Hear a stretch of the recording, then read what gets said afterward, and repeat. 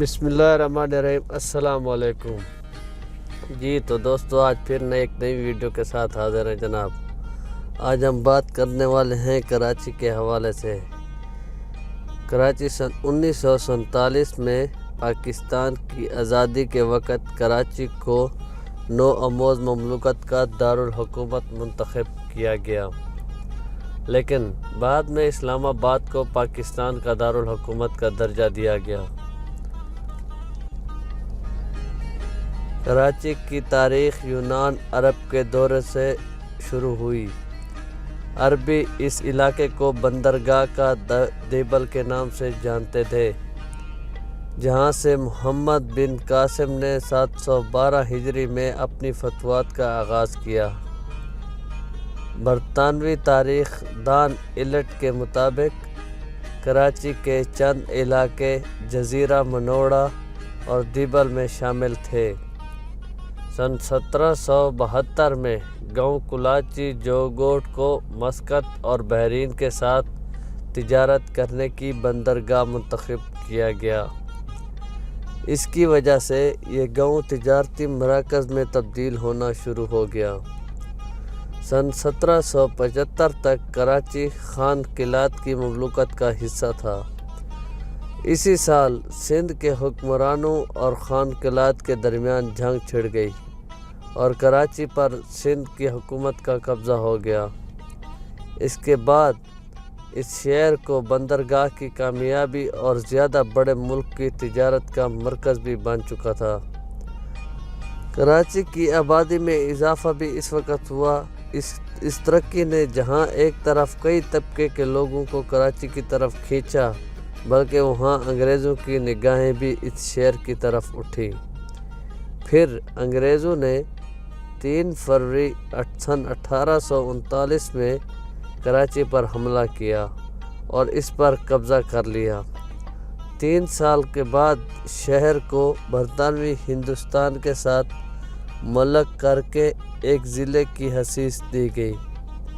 پھر سن 1876 میں کراچی میں بانی پاکستان محمد علی جناح کی پیدائش ہوئی۔ اس وقت تک کراچی ایک ترقی یافتہ شہر کی صورت اختیار کر چکا تھا، جس کا انحصار شہر کے ریلوے اسٹیشن بندرگاہ پر تھا۔ کراچی آہستہ آہستہ ایک بڑی بندرگاہ کے گرد ایک تجارتی مرکز بھی بنتا گیا۔ سن 1880 کی دہائی میں ریل کی پٹری کے ذریعے کراچی کو باقی ہندوستان سے جوڑا گیا۔ سن 1899 میں کراچی مشرقی دنیا کا سب سے بڑا گندم کی درآمد کا مرکز تھا۔ پھر سن 1947 میں کراچی کو پاکستان کا دارالحکومت بنایا گیا۔ اس وقت شہر کی آبادی صرف 4 لاکھ تھی۔ اپنی نئی حیثیت کی وجہ سے شہر کی آبادی میں کافی تیزی سے اضافہ ہوا اور شہر اپنے سارے خطے کا مرکز بن گیا۔ سن 1947 سے سن 1953 تک کراچی پاکستان کا دارالحکومت رہا۔ پھر کراچی کی بہت تیزی سے بڑھتی ہوئی آبادی اور معیشت کی وجہ سے دارالحکومت کو کسی دوسرے شہر منتقل کرنے کا سوچا گیا۔ سن 1958 میں اس وقت کے صدر جناب ایوب خان نے راولپنڈی کے قریب ایک جگہ آباد کی، جس کا نام ابھی اسلام آباد ہے۔ آخرکار 1968 میں دارالحکومت اسلام آباد منتقل کر دیا گیا۔ کراچی پاکستان کا اب بھی سب سے بڑا شہر اور معروف صنعتی تجارتی مرکز بھی ہے۔ کراچی 1980 سے اور 1990 کی دہائی میں تشدد، سیاسی سماجی ہنگامہ آرائی اور دہشت گردی کا شکار رہا۔ موجودہ دہائی میں کراچی میں امن و امان کی صورت کچھ بہتر ہوئی، لیکن اب بھی بعض دشمن شرپسند عناصر کراچی کی ترقی میں روڑے لٹکائے ہوئے نظر آتے ہیں۔